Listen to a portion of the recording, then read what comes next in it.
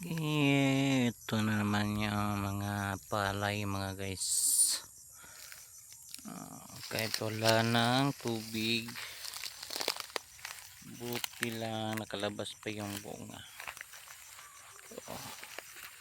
Wala talagang tubig guys. Ito na yung mga wala na, may mga bitak-bitak na.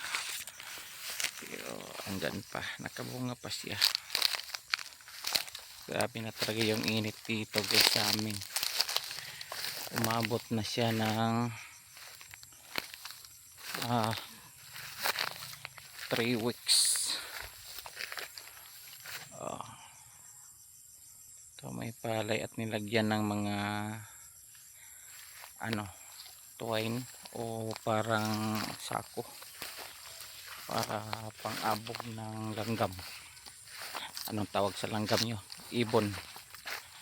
O pang ano pala ng ibon. Yung langgam ay lamigas pala. So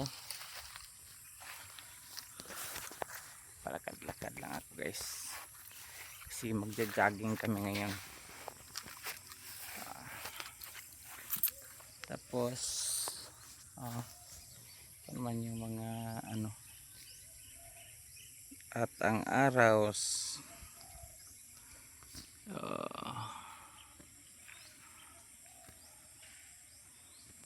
wala na, pati yung mangga namin, yung bahay namin andyan. Tapos hanggang doon yung palayan doon.